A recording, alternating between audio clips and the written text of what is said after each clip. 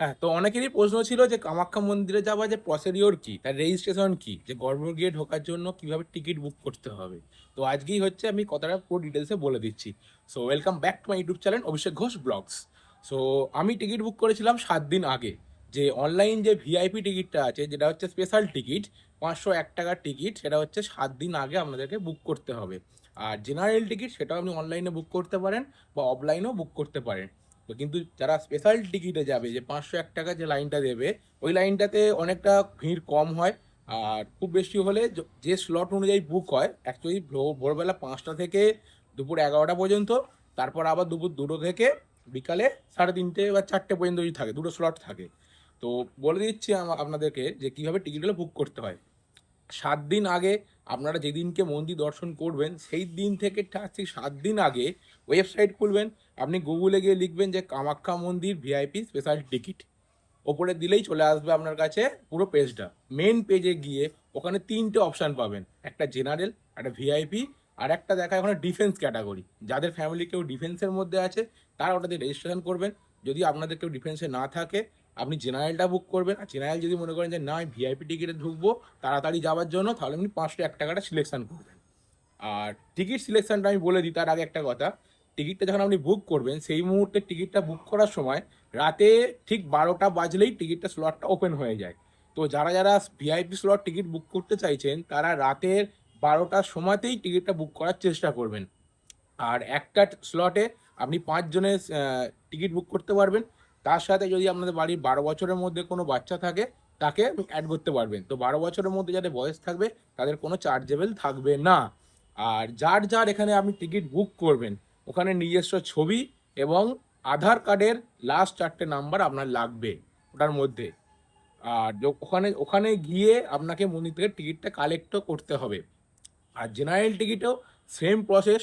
আপনি same website same জায়গায় যাবেন, ওখান থেকে দেখবেন জেনারেল টিকিট আছে। জেনারেল অপশানটার মধ্যে আপনি ক্লিক করবেন, ফোনে ওটিপি আসবে, রেজিস্ট্রেশন হবে। আপনি ডেট সিলেকশন করবেন, ডেট সিলেকশন করে আপনার নাম কতজন নিতে চাইছেন সেই মতো আপনি বুকিং করবেন।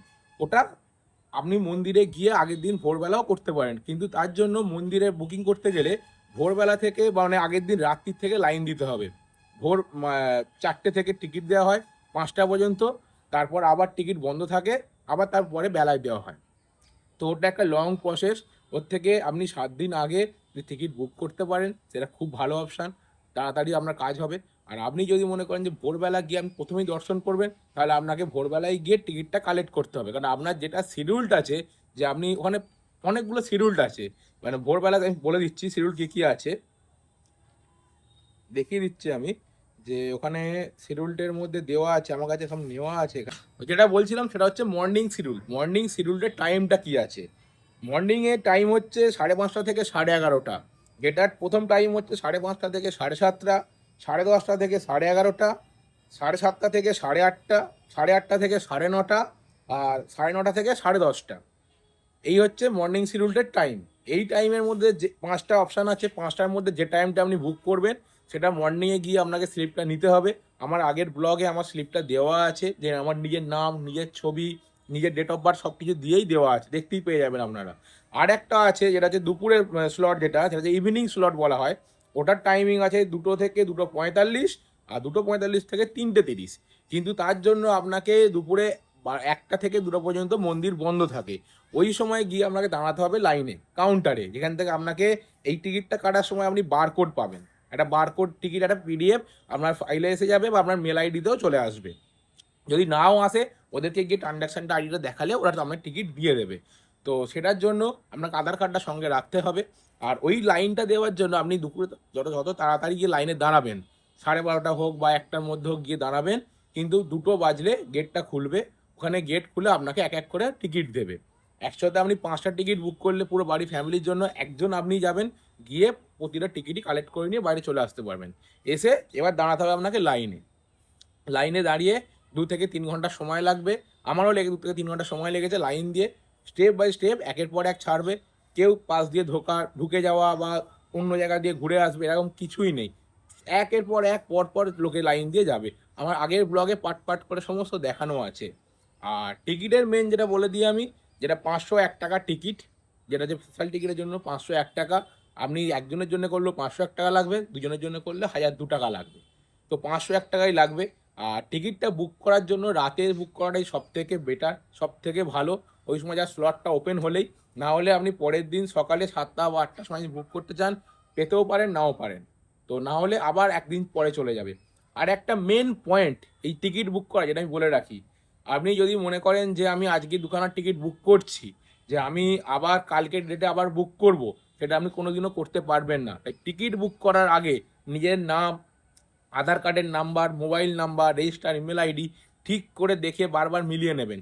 কারণ একবার রেজিস্টার হয়ে গেলে যেই ডেটে আপনি রেজিস্টার করছেন সেই থেকে 7 দিন পর্যন্ত আপনি আর ওই ওয়েবসাইটটা খুলতে পারবেন না, আপনার আর কাজই হবে না। মানে যেই স্লটটা আপনি বুক করবেন, যদি ভিআইপিতে বুক করেন ভিআইপিটা খুলবে না, যদি জেনারেলটাতে আপনি বুক করেন তাহলে জেনারেলটাও আপনার খুলবে না।